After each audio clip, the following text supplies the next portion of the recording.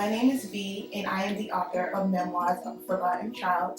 If you stuck with me for the last 4 vlogs, you would know that I am doing a daily vlog countdown until my book release, February 14th, aka Valentine's Day.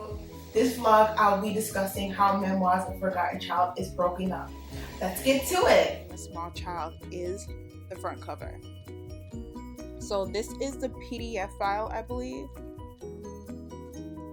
Yeah, this is the PDF file that I will be sending once you make the purchase. I'll be sending it in an email link.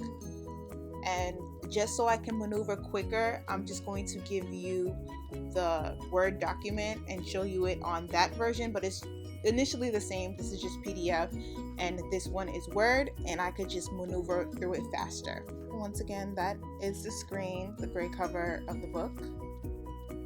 Now after that is the table of contents. It basically tells you what to expect from the book. First is the foreword, and the foreword is basically me telling you how I felt about going into the book and writing the book and the things that I had gone through with writing the book. A lot of people think you just sit there and you write like life stops because you're writing a book. No, life continues and writing a book becomes your new project. So I include that in the foreword. How to read this book with examples and explanations. That is basically a page that I dedicated to how to read this book. This book is different from any book that you've read before, I believe so, because there's certain words and there's certain expressions that I want the reader to understand and feel it's for themselves. So I had to make a page dedicated to that. I will definitely show you how it looks like.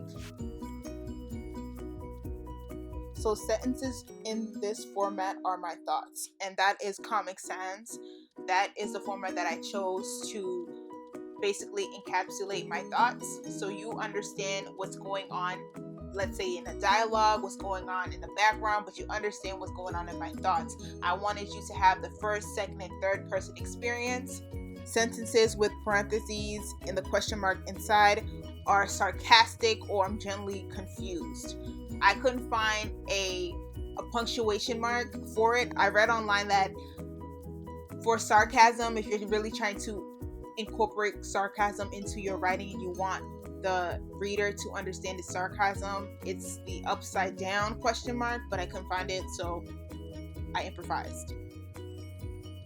Some sentences and words have singular quotation marks, are used to describe an expression, saying, feeling, or marking. So if they're in the writing, which it happens a lot in the book, that there are singular quotations, you understand that it's usually that I'm mocking someone, or it's a saying, or I'm expressing something, and you will obviously understand it in the writing, but just in case you weren't sure, I have the singular quotation mark. So throughout this page of explanations, you understand where I'm coming from and how to read this book. There's certain things like words in Haitian Creole I wrote in English, or sentences in Haitian Creole that I wrote in English and I put H in front of it, so the reader understands that this sentence in real life was spoken in Haitian Creole, but because I want you to understand, I translate it into English, so I want you to see the difference in that.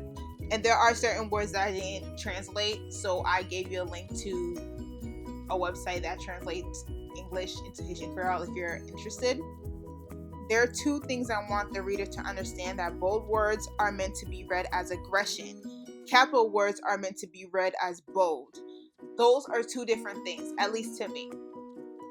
When you see all caps, that means that I am bold, that means I am stubborn, that means what's going on is intense.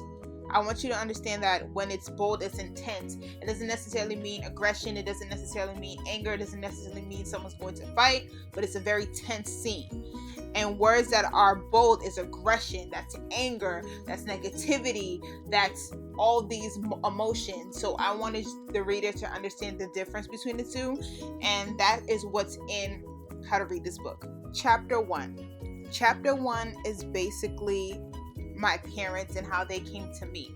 In chapter 1, you start to see who my parents are, who my mother is, who my father is. how they related to each other, how their relationship flourished, how there were ups and downs, how their relationship was very tumultuous, and there were certain expectations each person had for the other partner that partner couldn't fulfill, and how that fractured the relationship, ultimately fractured it beyond repair. In the beginning of chapter 2, I come into the world. You see how pregnancy affected my mother, how giving birth by herself in the hospital room, how that affected her, the content she had from my father, how my father processed that, how their relationship continued to be very tumultuous, continued to be very dysfunctional, very high emotional, and you see how they navigated through first-time parents, having a baby, reconcile, making up, breaking up, and you see how that affected both parties and how it affected me being a baby and seeing these two interact. Now, what I will say is that in the beginning chapters, I obviously wasn't alive. So these are stories and examples and me putting together what I heard and assumptions from both parties, how they would interact with each other. So this is not necessarily lies. It's not 100% facts either, because it is he said, she said. And like the saying goes, when it comes to the truth, it's always he said, she said, and the truth lies somewhere in the middle. And the truth is what that person's perception is. Everybody has their own perception to the truth, which it doesn't necessarily mean it's a lie, but it doesn't necessarily mean it's 100% factual. Also, going along chapter 2, you see how my mother adjusts to being a single mother and how that puts so much stress on her. You see how she turns cold towards the baby, which is me. You see how she is very neglectful as a mother and how she really disdains the fact that the relationship failed, and now she's stuck to her with a burden. She's stuck with the raw end of the deal. Chapter 3 is very short. It's basically my mother wrapping up the relationship with my father, how she moves on with her life, how she just becomes very cold after the relationship fails. You see her trying to balance work life, personal life, child, and how she doesn't have time for her child the way she should, and how she puts her child in harm's way because she presumes things instead of actually checking things out. As well as me going to babysitters' homes, having relationships outside of my mother, my father, myself. It's me, my mother, my father, extended family friends, which are the babysitters. My first experience with a babysitter, she was very sadistic. She beat on me. I was a child. I wasn't even a child. I was more so a infant, early toddler years. Then you see how my mother reacted to that, and how my mother basically didn't stand up for me because she couldn't stand up for herself. Further along the chapter, you see me in my new relationship with a new babysitter and how she's very stern. She's an older woman who's very sympathetic, but she's also flawed, but she means well. She's kind of like the grandmother figure, the big mama figure. So you see how that relationship with me and her, how that blossoms and how we have an understanding and how that becomes very nurturing. This is where I started building relationships with children around my age, my peer group, and how I pick up certain habits from them because I'm around them the majority of the time, because my mother's always working to make ends meet. You also see me reflecting on my life. Even though I'm very young, I have certain thoughts and certain behavior patterns, and I'm left to myself the majority of time, so I have to entertain myself.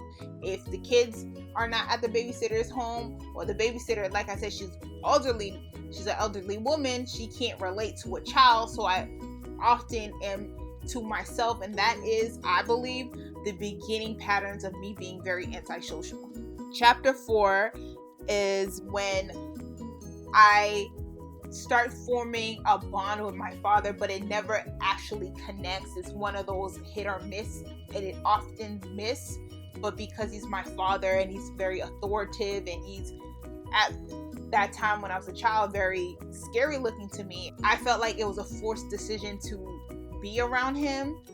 And I also felt like I didn't want to be around him, but because he's my father, I had to be. And this is where a lot of parents do this, especially parents who aren't together, where the father talks bad about the mother talks bad about the father, and the child is stuck in the middle trying to figure out who's right and who's wrong. And the child often picks sides and feels discombobulated because they don't know if what they're doing is right, what they're doing is wrong, and they're trying to satisfy both parties. Also in this chapter, I discover that my father has moved on with another woman, they're married, and their child is on their way. You also discover my relationship with what would be my stepmother and how she has a very disdain for me. Also in this chapter, you are introduced to my extended family. You're introduced to my uncle, my aunt, my cousin, and how that came to be. You see my relationship with other people outside of just my mother and my father. You see how my aunt has a very backhanded type of relationship with me, where it's on the outside, I love my niece. When it's just me and her, it's I hate you. And you start to see how her disdain and her angst and her messed up relationship with her sister would be my mother trickles down to me, and how I end up picking up the residue of her hate. In this chapter, you see how I have other relationships outside the family, outside the immediate family, outside of babysitters, my mother's friends who tend to be males, and how I gravitated towards them, how I viewed them, how I had much admiration for these men, and how you see people at a young age come in and out of my life, and how I process that and how that made me feel. Towards the very end of this chapter, you see me discover puppy love. You see me discover infatuation, and how at a young age, how I try to format it into something that it would never be. The beginning of chapter 5, you as a reader read about me being sexually abused. You read about me being violated, and how I had to suppress how I felt and what was going on. I never told anybody at that age because I was trying to keep the sanity between my mother and I by showing her my loyalty, trying to save my mother's sanity, because I felt like because she was working so hard, because she was a single mother, because she always reinforced how hard she worked for me, how hard she busts her butt, how hard she provides for me, at the very least, I could just be there for her and be loyal to her and make sure life is just easier on her. Then you see me meet one of my beloved teachers that I've ever had in my whole entire life, Miss Isles, from the Philbrook School, 2nd grade. She is a person who teaches me empathy. She teaches me sympathy. She's a very stern woman, but she means well. She is very loving. You see how she gives me the mothering vibe that I never received from my mother, and how I instantly attached to her, and how much I have great admiration and respect for her. Later on chapter 5, you start seeing how my mother's warped mentality kind of lashes out on me, how she takes her anger out on me because I'm the only one who is there. I'm the only one who puts up with her. My father got to leave, other people got to leave, and I'm the only one stuck with her. So the burden of life and being a single mom and reevaluating the decisions that she made, that kind of falls on my shoulders, and she takes out her burdens on me physically. And at the end of chapter 5, you find out that I was held back in 2nd grade because I couldn't read, and how that affected me and my self-esteem. Chapter 6 is also very short. Chapter 6 is me being in grade school and developing relationships. You see how I try to satisfy everybody. I try to be the people pleaser, and how that kind of falls flat, and how I fall short trying to appease people.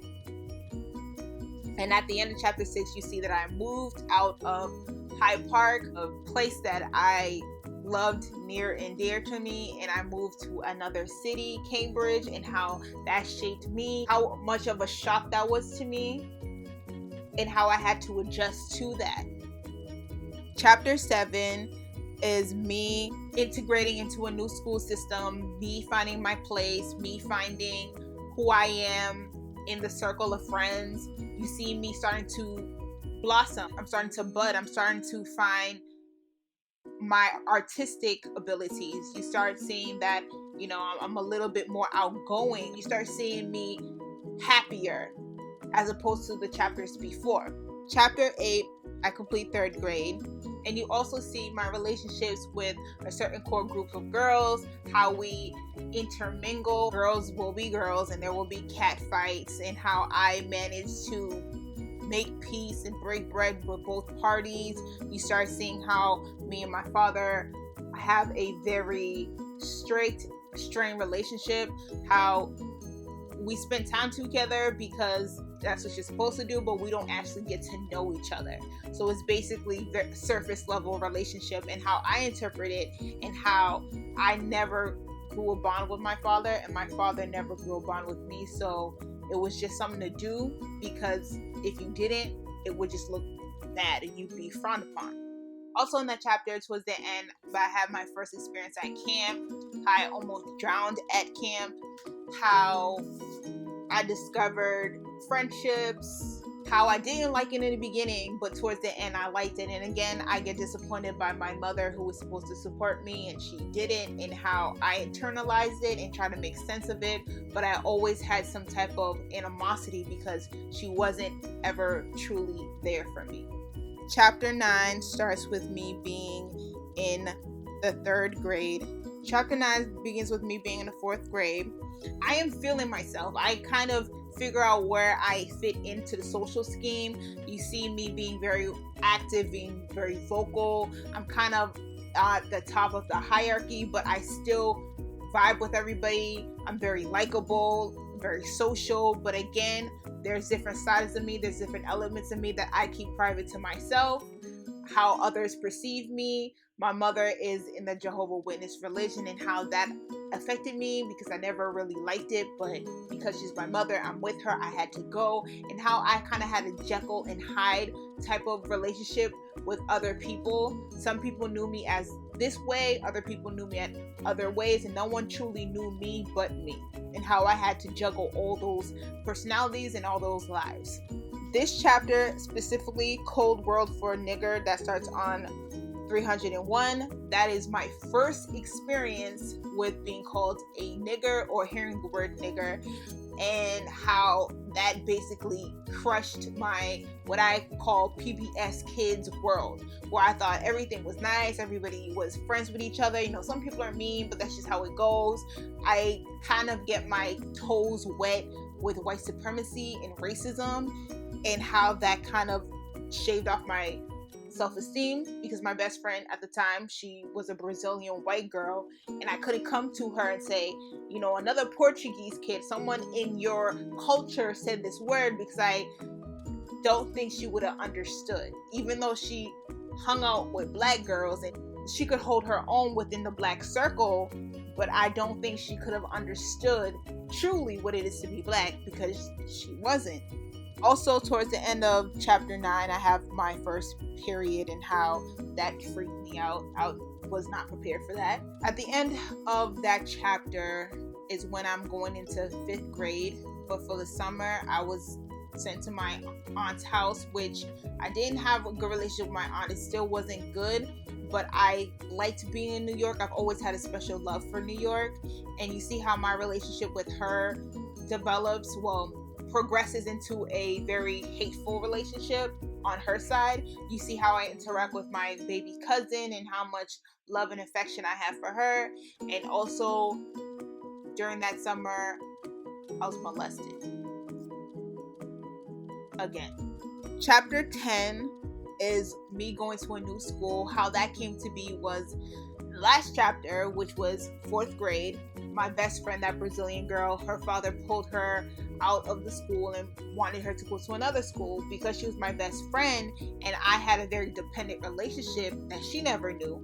In front of her, I was very confident, but internally I felt like I needed to be around her. I needed her as a support system, and who was I without her? So I ended up following her to a new school, which I hated, and I didn't want to leave because I loved the Harrington, I loved the kids, I loved the school environment. But because I felt so attached to this girl, I went. And you see how that school compared to the last school is very different, how these kids are how they have a bullying mentality, how they are very sadistic, and how I had to maneuver through that, fall back to being paranoid, fall back to me being very quiet, fall back to me trying to figure out where I belong in the social hierarchy, and how my friend at the time, she was chosen, but I wasn't, and how that affected me. Find my place into a system that basically rejected me.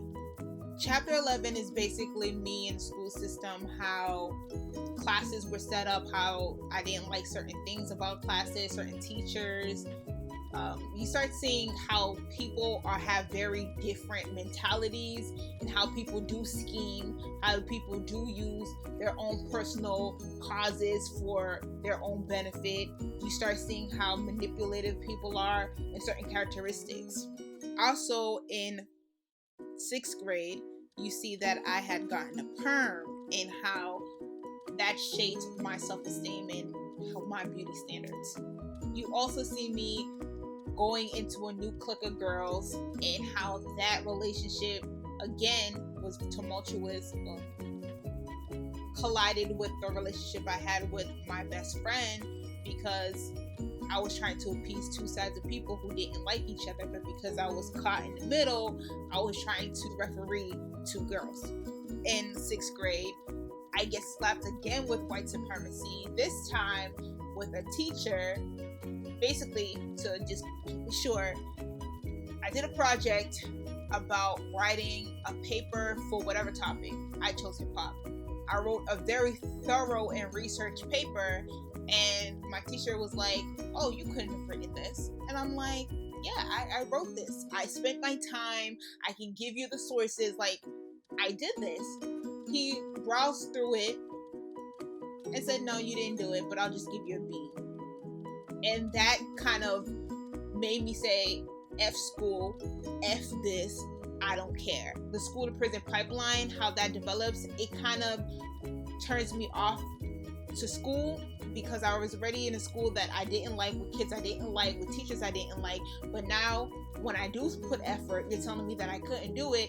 It made me totally dislike school, and how I felt like school was just a babysitting program rather than getting an education. At the end of chapter 11, that girl that I was really close to, she ends up moving to a whole nother city, and how that just devastated me.